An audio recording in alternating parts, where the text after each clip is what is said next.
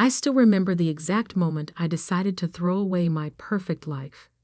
It was 3 a.m. on a Tuesday, and I was staring at spreadsheets in my corner office at Goldman Sachs, my untouched dinner growing cold beside me. Another overpriced salad from the place downstairs. The same place I'd eaten at for the past 5 years. My phone buzzed. A text from my father. Big news. Opening our 15th location next month. When will you finally join the family business? Time to stop playing with numbers and learn about real success. I looked at the photo he'd attached, him and my brother Anthony standing proudly in front of their newest Taste of Naples restaurant location. The same posed shot, the same forced smiles, the same mediocre Italian food that had somehow built my family's restaurant empire. Instead of responding, I took a bite of my cold salad and grimaced. Even bad Italian food would be better than this. My name is Sofia Russo, and I was living every Italian-American family's dream. Senior investment banker at Goldman Sachs at 28, making 7 figures a year, with a corner office overlooking Manhattan. My father should have been proud. Instead, all he saw was that I wasn't part of Russo Restaurants, the chain of Italian restaurants that had been our family's pride for 3 generations. Banking is for people who can't create anything real, he'd say at every family dinner. Anyone can move money around. It takes real skill to build a restaurant empire.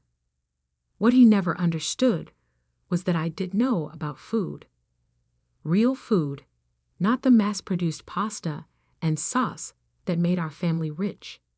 Every vacation day I had, I spent traveling, eating at tiny local restaurants, learning about authentic cuisine. My apartment was filled with cookbooks, not finance textbooks, and every night I dreamed about cooking, not banking. But you don't walk away from Goldman Sachs, and you definitely don't walk away from it to start a food truck. At least, that's what everyone told me.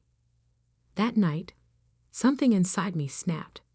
Maybe it was the cold salad, maybe it was my father's text, or maybe it was just time. I opened my laptop and started writing my resignation letter.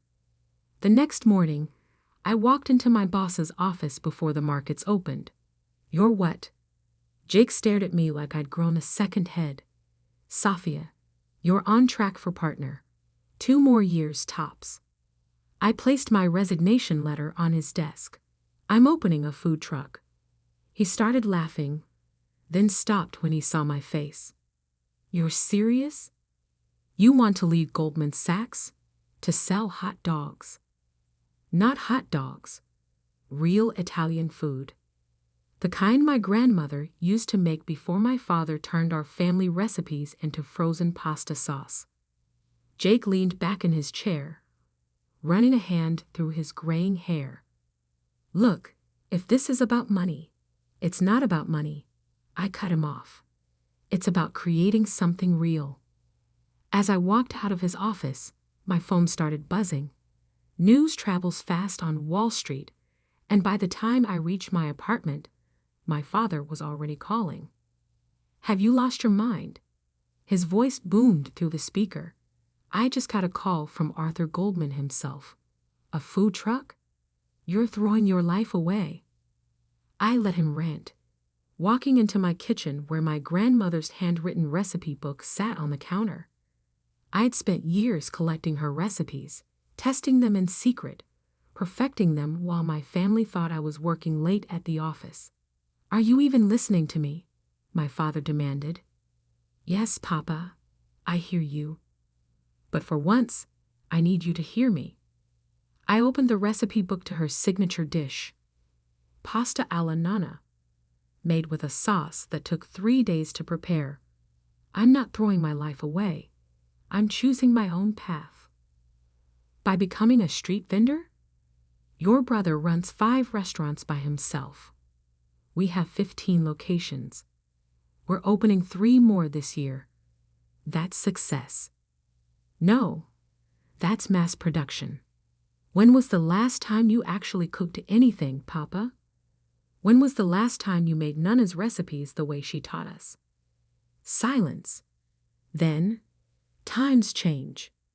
You can't make money cooking one pot of sauce at a time. Watch me. I hung up and opened my laptop. 5 years at Goldman had taught me more than just finance. I knew how to plan, how to analyze markets, how to build something from nothing. I'd helped launch million-dollar companies with less planning than I was putting into my food truck. First step, I emptied my savings account. $200,000, enough to buy a top-of-the-line food truck and have operating capital for a year. Next, I pulled up the business plan I'd been working on in secret for months. Nana's Kitchen. Authentic Italian street food, made fresh daily, using recipes that hadn't been changed for mass production. My phone kept ringing. My brother Anthony, my mother, my aunts and uncles. Everyone had an opinion about my mental breakdown. I ignored them all and started making calls of my own. By sunset, I'd found the perfect truck, a barely used kitchen on wheels that I could customize.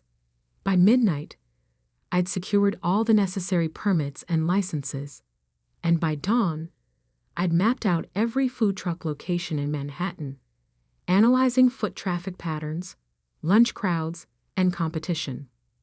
1 week later, I stood in front of my shiny new food truck, now painted in deep red with Nana's Kitchen written in gold script. Inside was a fully equipped kitchen, better than what most restaurants had. My grandmother's recipe book sat on the counter, ready to guide me. "You're really doing this?" I turned to find my mother standing there, looking worried. She was holding a container of what smelled like my father's mass-produced marinara sauce. "I thought you might need this," she said, holding out the container. "For emergencies." I shook my head. "No emergencies, Mama. Only real food." I opened my grandmother's recipe book. Remember how Nana used to spend 3 days making her sauce? How the whole house would smell like basil and garlic? That was before we had 15 restaurants to run. She sighed. "Safia, your father built an empire by taking Nana's recipes and turning them into fast food." I started preparing for my first day, laying out fresh ingredients I had bought at dawn from local markets. He built what he wanted. Now it's my turn. She left without another word, taking her container of sauce with her. I watched her walk away, then turned back to my preparations. My first customers would be arriving in 2 hours. I'd love to say my first day was a tremendous success, that people lined up around the block for my authentic Italian food. The reality? I served exactly 12 customers, made $157, and had enough leftover food to feed an army. But those 12 customers, they came back the next day, and they told their friends. By the end of the first week, I had a small but loyal following. Office workers who were tired of the same chain restaurant lunches. Food enthusiasts who appreciated real Italian cuisine. People who could taste the difference between sauce that took 3 days to make and sauce that came from a factory. My father kept tabs on me through others, never visiting himself, but always asking about my little experiment. My brother Anthony drove by once, smirking when he saw me working alone in my truck. "Have fun playing chef," he called out. "When you're ready to admit this was a mistake, your office at Russo Restaurants is waiting." I ignored them all and focused on my food. Every morning, I woke up at 4 a.m. to start preparing. Every ingredient was fresh, every dish made to order. My customers didn't just get food. They got stories about the recipes, about my grandmother, about real Italian cooking. 3 months in, something unexpected happened. A food blogger discovered me. Her review went viral. Forget everything you know about Italian food trucks.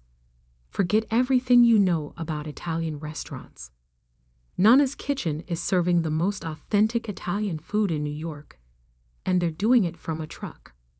The next day, the line stretched around the block. I sold out by 1 p.m. Then came the write-up in the New York Times food section. Then Eater. Then Bon Appetit. Suddenly, my little experiment wasn't so little anymore. I needed help. I hired 2 assistants, then 4. I added a second truck, then a third, each one serving the same authentic recipes, made fresh every day. 1 year after leaving Goldman Sachs, I had a fleet of 5 trucks and a central kitchen where we prepared our sauces and fresh pasta. My revenue was approaching $2 million annually, small compared to Russo restaurants, but every dollar earned without compromising quality. I was working harder than I ever had at Goldman, putting in 16-hour days, but for the first time in my life, I was creating something real, something that would have made my grandmother proud.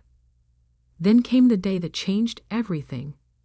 I was working in one of my trucks when I overheard 2 customers talking about Russo restaurants, about how the quality had gone down, about how the newest locations were struggling, about rumors of financial troubles. That night, I did what any good investment banker would do. I started digging. What I found confirmed the rumors. Russo Restaurants was expanding too fast, taking on too much debt. Their mass-produced approach was failing as customers demanded better quality. Their once mighty empire was crumbling. My father didn't know it yet, but his dream of 15 locations was about to become a nightmare. And I had a decision to make. I could watch my family's legacy crumble, or I could save it, on my terms. What I did next would change not just my family's restaurant empire, but the entire way we thought about food, family, and success. But first, I had a sauce to prepare. After all, the best revenge, like the best sauce, takes time to develop. And I had all the time in the world. The numbers didn't lie. Russo Restaurants was in serious trouble. Sitting in my small office above our central kitchen, surrounded by the aroma of slowly simmering sauce, I reviewed the financial reports I'd gathered. The empire my father had built was drowning in debt, bleeding customers, and running out of time. 5 new locations opened in the past year, each one performing worse than the last. Food costs skyrocketing because of their bulk buying contracts, customer satisfaction scores plummeting, and worst of all, a $50 million loan coming due in 6 months that they couldn't possibly pay. My phone buzzed. A text from Anthony. "Hey sis, how's the food truck life? Still playing chef?" I looked at the expansion plans spread across my desk, not just plans for more trucks, but for something bigger. Something that would change everything. Actually, I typed back, "I'm thinking about expanding. Want to get coffee?" We met at a small Italian cafe, not one of our family's restaurants. Anthony showed up in his designer suit, reeking of expensive cologne and desperation. He didn't know I could smell the fear on him. So, he smirked, stirring his cappuccino, finally ready to admit this food truck thing was a phase. "Your office is still empty." I took a sip of my espresso, properly made, unlike the automated machines in his restaurants. Actually, I want to talk about Russo Restaurants. Specifically, about the Bronx location's 42% drop in revenue last quarter. His cup clattered against the saucer. "How did you?" Or the 3 health code violations at the Brooklyn location? Or maybe the $50 million loan that's coming due? I pulled out a folder. "I may have left Wall Street, Anthony, but I didn't forget how to read financial statements. You've been spying on us? Public records, brother. Amazing what you can find when you know where to look. I leaned forward. You're in trouble. Big trouble. He deflated slightly, his arrogance cracking. Papa says we can handle it. We just need to cut costs, maybe close a few locations. You need $50 million in 6 months, and your credit is maxed out. Cost cutting won't save you. I opened the folder, sliding over a proposal I'd spent weeks preparing. But I can. You? He laughed, but it sounded hollow. With what? Food truck money. With Nana's legacy fund. His laughter stopped. Never heard of it. You wouldn't have. I created it 3 months ago, using my Goldman Sachs connections. It's a private investment firm specializing in restaurant turnarounds. I watched his face as understanding slowly dawned. We have $2 billion in capital, and we're very interested in authentic Italian restaurants. Anthony's hands trembled slightly as he picked up the proposal. $2 billion. That's impossible. You've been running food trucks. I've been running food trucks, making connections, and building a reputation for quality food. Meanwhile, I've also been raising capital, analyzing failing restaurants, and preparing for this moment. I pulled out another document. This is a preliminary offer. We'll assume the debt, inject fresh capital, and restructure operations. Papa will never agree. He'd rather go bankrupt than give up control. Then you go bankrupt, and we'll buy the assets at auction. I stood up, leaving the documents on the table. You have 48 hours to discuss this with him. After that, we start buying up your debt on the secondary market. And trust me, Goldman Sachs remembers me very well. I left him sitting there, staring at the numbers that spelled the end of his world, or the beginning of a new one. That evening, my mother showed up at my central kitchen. I was in the middle of teaching new staff how to properly make Nana's sauce, just as she had taught me years ago. Your brother told us, she said quietly, watching me stir the sauce, about your investment firm, about the offer. I added a pinch of fresh basil to the pot. And your father is upset. Of course he is. His daughter who threw her life away now has the power to save or destroy his legacy. I handed her a spoon. Taste. She dipped the spoon in the sauce, and for a moment, I saw tears in her eyes. It tastes just like Mama used to make. That's because I make it exactly the way she taught us. Before Papa decided it was too expensive, too time-consuming to do it right, I turned down the heat, letting the sauce simmer. Every truck, every batch, every single day. We do it right. He's not a bad man, Sophia. He just wanted to build something big. I know, Mama, but he built it by sacrificing what made our food special. I wiped my hands on my apron. Now I'm offering to help him fix it, but it has to be my way. She nodded slowly. He wants to meet. Tomorrow night at the original restaurant. The original Russo restaurant, where it all began 40 years ago. Now a tired location in Little Italy, its once bright sign faded, its tables half empty most nights. I hadn't been there since leaving Goldman Sachs. Walking in the next evening felt like stepping back in time. The same red checkered tablecloths, the same pictures of Italy on the walls, the same menu that hadn't changed in decades. But now I could see what customers saw. A relic, not a destination. My father sat in his usual corner booth, an empty plate of pasta in front of him. He didn't stand when I approached. Investment firms. He spat the words like they tasted bad. Billions of dollars. This is how you respect our family's heritage. I slid into the booth across from him. I respect our heritage by making food the way Nana taught us. When was the last time you tasted your own sauce, Papa? Really tasted it. He pushed the plate away. We serve thousands of people every day. You can't make sauce 3 days at a time for that many people. Actually, you can. My central kitchen does it every day. Smaller batches, better ingredients, real cooking. I pulled out my proposal, and we can do it for all your restaurants. But things have to change. Change.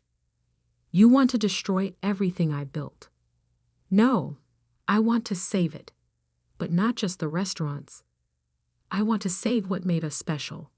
I opened my grandmother's recipe book, which I'd brought with me. Remember this? Remember how people used to line up around the block just to taste Nana's cooking? His eyes softened slightly at the sight of his mother's handwriting. That was different. Times were simpler.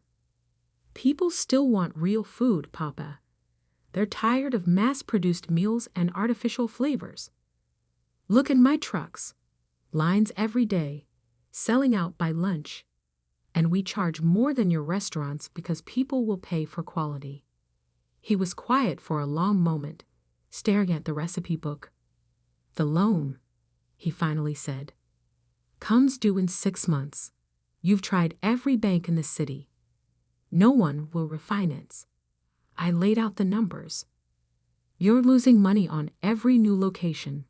Food costs are up 60% because your suppliers know you can't negotiate. And your best customers are finding better options. Like food trucks, he asked bitterly. Like anywhere that still cares about quality. I pushed the proposal closer. I can save Russo restaurants. Keep the name, keep the legacy, but return to what made us great. Real Italian food, cooked with care. And I suppose you'll want to run everything. Yes. No point sugarcoating it. My firm will have controlling interest. You'll retain a significant stake, but operational decisions will be mine. He stood up abruptly, his face flushed. Never. I'll find another way. There is no other way, Papa. You have 6 months until the loan comes due. 5 months until suppliers start demanding cash on delivery. 4 months until you have to start closing locations. I stood too, matching his stance. I'm not asking for your permission. I'm offering you a choice. A choice? He laughed harshly. Between selling my life's work to my ungrateful daughter or going bankrupt. No. A choice between admitting you need help or watching everything you built get sold off piece by piece. I gathered my things. You have until Monday to decide. After that, we start buying your debt. I walked out of the restaurant, leaving him standing there among the empty tables and faded memories.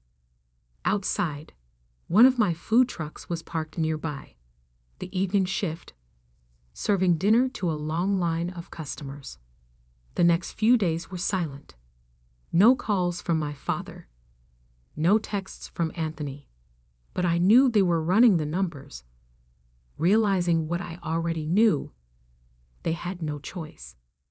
On Monday morning, my phone rang. The board wants to meet, Anthony said, his voice tight, to discuss your proposal. The meeting was set for Wednesday at their corporate headquarters, a fancy office building that had seemed so impressive when I was young. Now it just looked like another monument to prioritizing size over substance. I arrived early, dressed in chef's whites instead of a business suit. Let them see who I really was, not who they wanted me to be. The boardroom was full. My father, Anthony, the other executives who had helped build and nearly destroy our family's legacy. They all watched as I set up my presentation. But first, I had servers bring in lunch. Dishes from my food trucks, made fresh that morning. Before we discussed numbers, I said, I want you to taste something. The sauce was made exactly how Nana taught us. 3 days, fresh ingredients, no shortcuts. They ate in silence. I saw the recognition in their eyes, the memory of what our food used to taste like before mass production and cost-cutting destroyed it. My father put down his fork, wiped his mouth, and looked at me. In his eyes, I saw something I'd never seen before: respect. Now, I said, pulling up the first slide of my presentation, let's talk about how we save Russo restaurants. What happened next would change not just our family's business, but the entire way America thought about Italian food. But that's not where the story ends. Because sometimes saving something means completely rebuilding it. And I was just getting started. The transformation of Russo restaurants began at 4 a.m. on a Monday morning, 3 weeks after the board meeting. I stood in the kitchen of our original location, surrounded by my best food truck chefs and a very skeptical kitchen staff. Today, I announced, holding up my grandmother's recipe book, we learned to cook again. The executive chef, who'd been running this kitchen for 20 years, crossed his arms. We know how to cook. No, I corrected him gently. You know how to heat up pre-made sauce and boil factory pasta. Today you learn to make real Italian food. Over the next 12 hours, we made sauce the way Nana had taught me. Fresh tomatoes, not canned. Herbs picked that morning. Slow cooked, stirred by hand, tasted every hour. The kitchen staff watched, skeptical at first, then increasingly interested as the aroma filled the air. By dinner service, we had 1 batch of real sauce ready. I made an announcement to the dining room. Tonight, we're offering a special, pasta alla nonna, made from my grandmother's original recipe. Same price as our regular pasta, but limited quantity. We sold out in 2 hours. The next day, the line stretched around the block. But this was just one restaurant. We had 14 others to fix and a mountain of debt to deal with. My father, surprisingly, became my strongest ally. After that first night, after seeing customers' reactions to real food, something changed in him. He started coming to the kitchen early, watching us cook, even rolling up his sleeves to help. I had forgotten, he admitted one morning, stirring a pot of sauce, how it used to be, how Mama did it. Anthony was a harder sell. This is inefficient, he complained during a management meeting. We're spending 3 times as much on ingredients, 5 times as much on labor, and charging twice as much per dish. I cut in, sliding over the latest numbers. With full dining rooms and lines out the door. The transformation wasn't easy. We closed 3 underperforming locations, converted 2 others into training centers. I brought in my food truck teams to train restaurant staff, teaching them not just recipes, but the philosophy behind real Italian cooking. Every location got a complete makeover. Out went the checkered tablecloths and cheap wine glasses. In came elegant simplicity, open kitchens where customers could watch their food being made, wine lists curated by actual sommeliers. But the biggest change was in our central kitchen, or rather, its elimination. No more mass production. I announced 6 months into the transformation. Each restaurant makes its own sauce, its own pasta, its own everything. Fresh, daily, no shortcuts. The food critics noticed. The first review came from the New York Times. Russo Restaurants has undergone a miraculous transformation.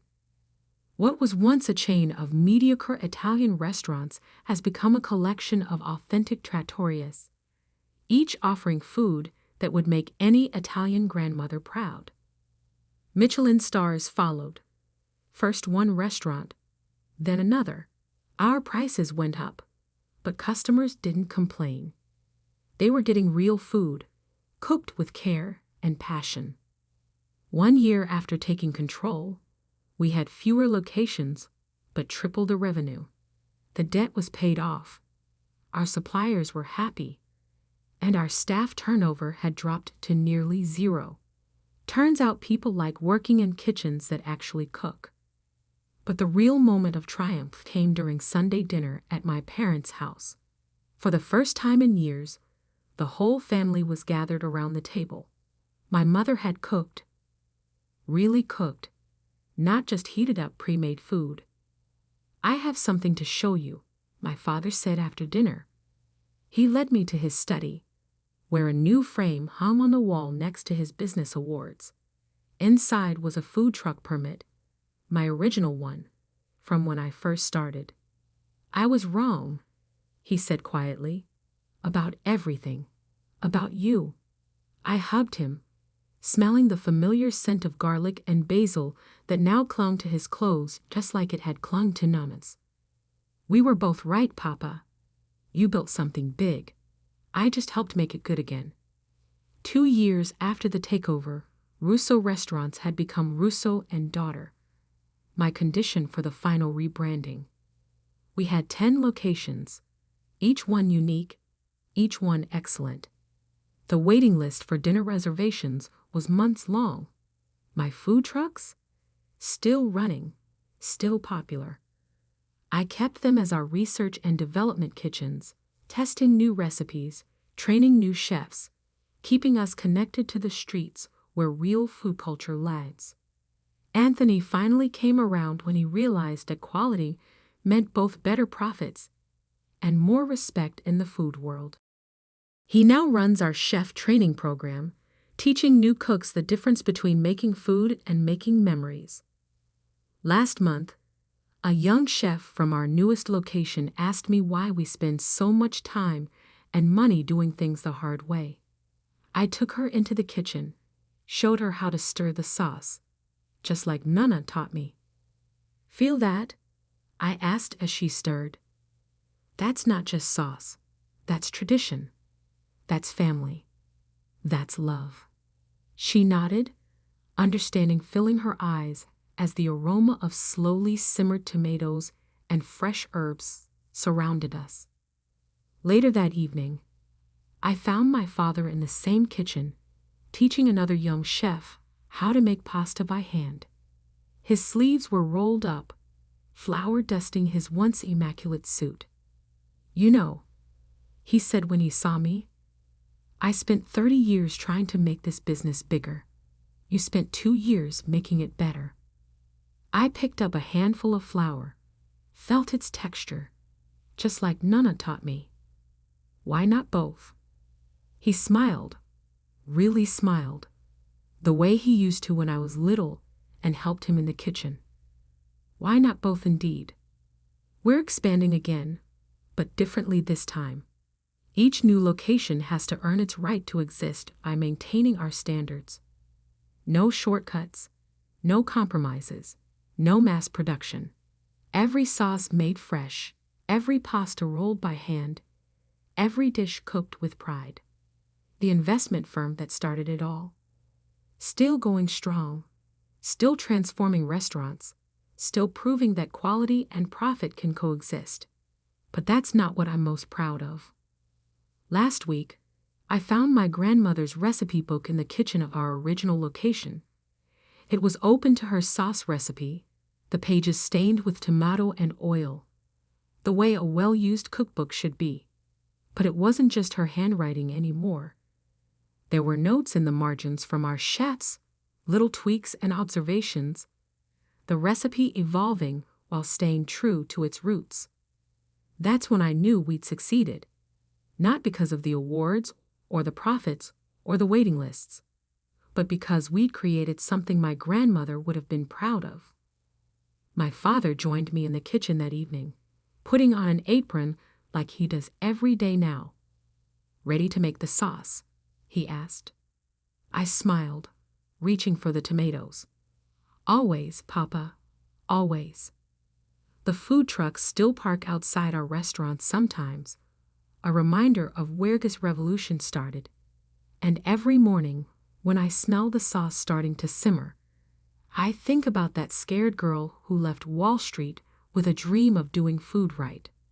Turns out you can go home again. You just have to be willing to cook up some changes along the way.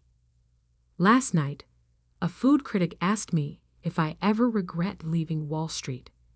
I led her into our kitchen, showed her the sauce bubbling in huge pots, the pasta being rolled by hand, the chefs working with pride and passion. Banking taught me about numbers, I told her. But this taught me about value. And those are very different things. She took another bite of her pasta, closed her eyes in bliss, and nodded. She understood. Because in the end, success isn't just about how much money you make. It's about staying true to what matters. In my case, good food and family legacy.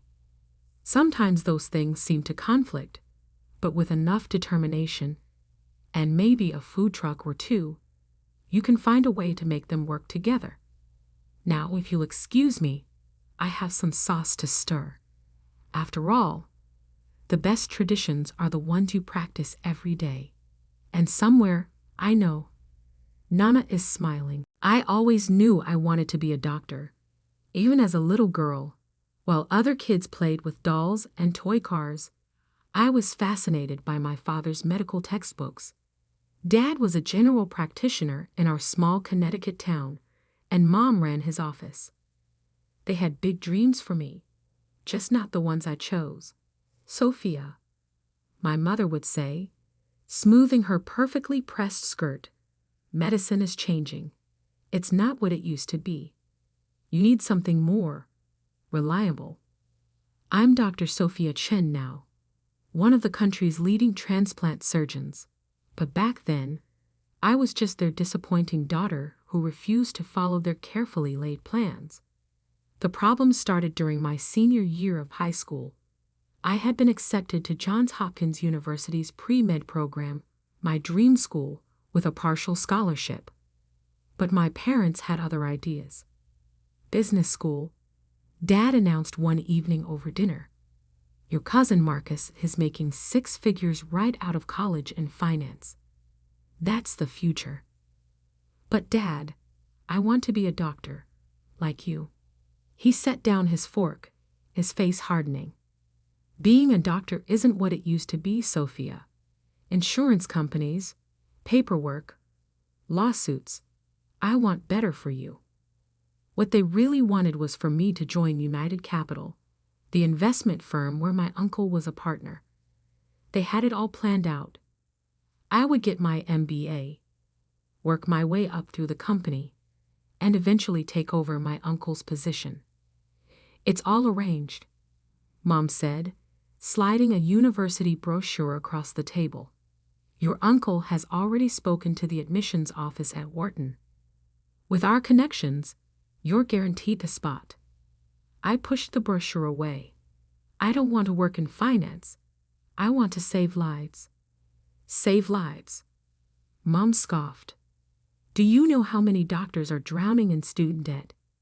Working endless hours just to make ends meet. I don't care about the money. Well, you should. Dad's fist hit the table, making the dishes rattle. We didn't work this hard to watch you throw away your future on some idealistic dream. That night marked the beginning of a war in our house. Every dinner became a battlefield, every conversation a negotiation. They tried everything: guilt trips, threats, even bribes. Think about the family name, Mom would plead. Think about your future children. But I couldn't give up my dream. Medicine wasn't just a career choice for me, it was a calling. I spent my evenings volunteering at the local hospital, shadowing doctors, learning everything I could. The more time I spent there, the more certain I became. The breaking point came 2 weeks before graduation. I had secretly accepted the offer from Johns Hopkins, using my savings from summer jobs to pay the deposit. When the acceptance package arrived in the mail, my mother opened it before I could get home. I walked into chaos. "How dare you?" Mom was standing in the living room, papers scattered around her feet. "Going behind our backs like this?" Dad sat in his armchair, his face a mask of disappointment. "We gave you everything, Sophia. The best schools, every opportunity. And this is how you repay us? It's my life," I said, my voice shaking but determined. "I want to be a doctor. I want to help people." "Help people?" Mom laughed bitterly. "You can't even help yourself make the right decision. Well, if you're so determined to ruin your life, you won't do it on our dime." Dad stood up slowly. "You have a choice, Sophia. Accept the place at Wharton that we've arranged, or what? Or you're on your own. Completely. No support, no money, no home." I looked at them. These people who had raised me, who had taught me to stand up for what I believed in, now trying to force me to abandon my dreams.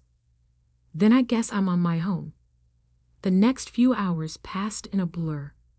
I packed what I could into my old Honda Civic. Clothes, books, the stethoscope I'd bought with my own money. My parents watched from the doorway, probably thinking I'd break down and change my mind. But I didn't.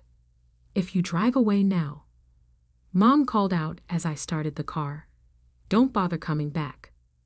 Dad's voice followed me down the driveway. "You're making the biggest mistake of your life." I drove straight to Aunt Maria's house. She was my mother's younger sister, the black sheep of the family who had chosen to become a high school teacher instead of joining the family business. She took one look at my tear-stained face and opened her arms. That night, curled up on her couch, I told her everything. "They think they're protecting you," she said, stroking my hair. "But they're just scared. Scared of watching you struggle, scared of seeing you choose a different path than the one they planned." "What if they're right?" I whispered. "What if I fail?" Aunt Maria smiled. "Then you'll fail doing something you love, instead of succeeding at something that makes you miserable." She helped me plan everything: student loans, part-time jobs, scholarship applications. It wouldn't be easy, but it was possible. "You can stay with me until you leave for Baltimore," she said. "And during breaks too. This is your home now." The next few months were a crash course in independence. I worked 2 jobs over the summer: mornings at a coffee shop, evenings at the hospital gift shop. Every penny went into my college fund. My parents didn't call. Not when I graduated high school. Aunt Maria cheered loud enough for 3 people. Not when I packed up for college. Not even on my birthday. But as I drove away from Connecticut toward Baltimore, toward my future, I felt lighter than I had in years. Sometimes being cut off is really being set free. I just didn't know then that 12 years later, they would need me more than I ever needed them. Medical school was everything I dreamed of and harder than I ever imagined. While most of my classmates had family support, both financial and emotional, I worked my way through every semester. Between classes, clinical rotations, and part-time jobs, sleep became a luxury I rarely enjoyed. My first year at Johns Hopkins, I lived in the smallest apartment I could find. Really just a converted garage with a hot plate and a shower that barely worked. But it was mine, earned with my own money. I still remember my first day in an anatomy lab. Standing over the cadaver, I felt a mix of awe and determination. This was where I belonged. While other students flinched or turned green, I was fascinated. My lab partner, Michael, noticed. "You're different," he said during our lunch break. "Most people are just trying not to throw up on their first day." I shrugged. This is why I'm here, to understand how to fix people. Michael became my first real friend in medical school. He came from old money. His family had a wing named after them at 3 different hospitals, but he never made me feel less for having to work my way through school. "You're crazy," he'd say, finding me studying in the library at 2 a.m. after my shift at the campus cafe. "Let me help. My trust fund is just sitting there." But I always refused. This was my journey, my struggle, and I would make it on my own. During my second year, I discovered my calling. Dr. Sarah Martinez, the head of transplant surgery, gave a guest lecture that changed my life. She showed us a video of a heart transplant she performed, the intricate dance of removing a failing organ and replacing it with one that could give someone a second chance at life. After class, I gathered my courage and approached her. "Dr. Martinez, I'd love to learn more about transplant surgery." She looked at me thoughtfully. "It's the hardest specialty to get into. Long hours, high stress, constant on-call. Most students run the other way. I'm not most students." Something in my voice must have convinced her. She offered me a research position in her lab. Unpaid, of course, but invaluable experience. I took it without hesitation, even though it meant picking up extra weekend shifts to make up for the time I'd spend in the lab. Meanwhile, life went on back home. Aunt Maria kept me updated about my parents, though I never asked. Dad's practice was doing well. Mom had joined the hospital board. My cousin Marcus, their shining example of success, had made junior partner at United Capital. "They ask about you," Aunt Maria would say during our weekly phone calls. "They'll never admit it, but they read every article about the medical school in the local paper, hoping to see your name." I didn't respond to that. The pain of their rejection had hardened into something else, not quite anger, but a cold determination to succeed despite them, not because of them. During my third-year rotations, I finally found my groove. While other students dreaded the long hours and intense pressure, I thrived on it. Surgery became my home, the operating room my sanctuary. Dr. Martinez noticed. She started inviting me to observe her transplant surgeries, teaching me things that weren't in any textbook. "The hard part isn't the technical skill," she told me one night as we scrubbed out after a successful liver transplant. "It's carrying the weight of knowing that every decision you make could mean life or death for your patient." I graduated from medical school ranked second in my class. The ceremony was bittersweet. Aunt Maria cheered from the audience, but the 2 empty seats beside her felt like an accusation. My residency match was everything I'd hoped for: the transplant surgery program at Massachusetts General Hospital. 5 more years of brutal hours, endless study, and gradually increasing responsibility. I specialized in high-risk cases that other surgeons wouldn't touch. My research focused on improving success rates in complex multi-organ transplants. Slowly, my reputation grew. By my 4th year of residency, I was being called in to consult on the most difficult cases. Patients started requesting me specifically, even though I was still technically in training. The attending surgeons trusted me with increasingly complex procedures. Then came the case that would make my career. Emma Collins was 8 years old, suffering from a rare genetic condition that was causing multiple organ failure.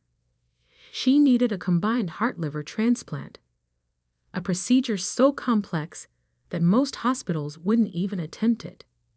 Her parents had been told to prepare for the worst, but I couldn't accept that. I spent weeks researching her case, developing a new surgical approach that might work. Dr. Anderson, the chief of surgery, listened to my proposal with growing interest. "It's never been done quite this way," he said, studying my diagrams. but theoretically, it could work. Let me try, I pleaded. She deserves a chance. He agreed, but with a condition. He would supervise, but I would lead the surgery. It would be my chance to prove myself, but also my greatest risk. If something went wrong, my career could be over before it really began. The surgery took 14 hours. 14 hours of intense concentration, split-second decisions, and the kind of precision that leaves no room for error. By hour 10, even Dr. Anderson was looking tired, but I felt more focused than ever. When we finally closed, when Emma's new heart was beating strongly, and her new liver was functioning perfectly, Dr. Anderson looked at me with newfound respect. I'd been doing this for 30 years, he said as we scrubbed out. I'd never seen anything quite like that. Emma's case was written up in medical journals. I was invited to present at conferences, teach my technique to other surgeons. At 30, I became the youngest attending transplant surgeon in Mass General's history. My parents must have read about it. The medical community isn't that large, and success stories like Emma's make news, but they never reached out. I told myself it didn't matter. I had built my own life, my own success, without them. I had proved them wrong about everything. Then, on a routine Tuesday morning, my assistant handed me a new case file. Priority transplant evaluation, she said. Patient needs a specialized procedure. Very complex case. I opened the file and felt the world stop spinning. The patient's name was James Chen, my father. I stared at my father's medical file for what felt like hours. His condition was serious. End-stage liver disease complicated by a rare vascular disorder. He needed a specialized type of transplant that only a handful of surgeons in the country could perform. I was one of them. The irony wasn't lost on me. The career path they had so thoroughly rejected was now their only hope. According to the file, they had been referred to Mass General by their local hospital. They probably had no idea I worked here. Dr. Chen. My assistant's voice snapped me back to reality. The patient's initial consultation is scheduled for tomorrow at 9 a.m. Should I reassign the case? I thought about it. I could easily pass this to another surgeon, avoid the confrontation altogether. But something in me, maybe pride, maybe that last stubborn thread of daughterly duty, made me shake my head. No, keep it on my schedule. That night, I barely slept. I reviewed his case over and over, though I had memorized every detail at first glance. The surgery he needed was one I had pioneered, a modified approach to liver transplantation for patients with complicated vascular issues. Without it, his chances of survival were less than 20%. At 8:55 the next morning, I stood outside my office, heart pounding. Through the window, I could see them sitting in the consultation room. My father, noticeably thinner than I remembered, and my mother, her hair now streaked with gray. I took a deep breath and opened the door. Good morning. I'm Dr. Sophia Chen. The silence that followed was deafening. My mother's hand flew to her mouth. My father's face went pale, then flushed. For a moment, we all just stared at each other, 12 years of absence hanging between us like a physical thing. Sophia.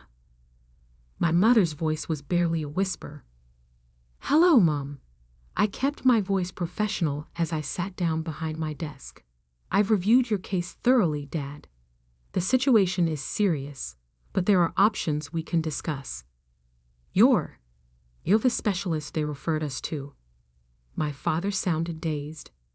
Yes, I developed the surgical technique you need. Currently, I'm one of only 3 surgeons in the country qualified to perform it. My mother started crying silently. My father just stared at me, seeing for the first time the doctor I had become, the doctor they had tried to prevent me from being. I walked them through the procedure, explaining every detail with clinical detachment. Inside, my emotions were chaos, but outwardly, I maintained my professional composure. The success rate for this procedure, with me as primary surgeon, is 94%, I concluded. Without it, your prognosis is poor. The choice, of course, is yours. My father cleared his throat. You're really the best option I have? Yes, and as your doctor, I recommend proceeding with the surgery as soon as possible. As your daughter, I paused, the word feeling strange on my tongue. That's more complicated. Sophia, my mother reached across the desk, trying to take my hand. I pulled back slightly. We were wrong, so terribly wrong. Yes, you were. I kept my voice steady. You kicked me out for wanting exactly this, to be a doctor, to save lives. And now here we are. We thought we were protecting you, my father said softly. No, you thought you were controlling me. There's a difference. I stood up, gathering my papers. I'll give you time to think about your options. If you decide to proceed with me as your surgeon, my office will handle all the arrangements. If you prefer to seek treatment elsewhere, I can refer you to the other qualified surgeons, though their waiting lists are significantly longer. As I reached the door, my father called out, Sophia, wait. I turned back. I'm sorry, he said, his voice breaking. We're both so sorry. For a moment, I saw him not as my patient or as the father who had rejected me, but as a man facing his own mortality while confronting the magnitude of his mistakes. I know, I replied softly. But right now, that's not what matters. What matters is saving your life. We can deal with everything else after. The surgery was scheduled for 2 weeks later. During that time, my parents tried several times to have personal conversations with me, but I maintained professional boundaries. I couldn't be both their daughter and their doctor, not yet. The morning of the surgery, my father looked scared for the first time I could remember. Sophia, he caught my hand as they were preparing to take him to the operating room. If something goes wrong, nothing will go wrong, I said firmly. I'm the best at what I do, and I don't fail. The surgery took 11 hours. Every cut, every suture was perfect. I wouldn't accept anything less. When I finally walked out to the waiting room, my mother practically collapsed with relief at my smile. The surgery was successful, I told her. He's stable, and the new liver is functioning well. She hugged me then, and for the first time in 12 years, I let her. During my father's recovery, we slowly began to rebuild our relationship. It wasn't easy. 12 years of hurt doesn't disappear overnight. But as he healed physically, we started to heal emotionally too. I watch you with your other patients, he said one day during his recovery. You were born for this. We were such fools to try to stop you. 6 months after the surgery, I invited them to my office again, not as patients this time, but as parents. I showed them my awards, my published research, the thank you letters from patients I'd saved. You did all this despite us, my mother said, tears in her eyes. No, I corrected her. I did it because of me, because it's who I was meant to be. Looking back now, I realize that sometimes the hardest person to operate on is yourself. Cutting away the anger, transplanting forgiveness in its place. My parents and I will never have the relationship we might have had if they had supported me from the beginning. But we have something different now. Something built on respect, understanding, and the recognition that sometimes the best thing parents can do is let their children find their own path. I still keep my father's patient file in my desk drawer, not as a reminder of their rejection, but as proof that life has a way of bringing things full circle. They kicked me out for wanting to be a doctor, and being a doctor gave me the power to save my father's life. Sometimes the best revenge isn't proving someone wrong, it's proving yourself right. Last week, a young intern came to me, torn between her passion for surgery and her family's pressure to choose a different specialty. My parents say surgery is too demanding, that I'll never have a normal life, she told me, reminding me so much of myself at her age.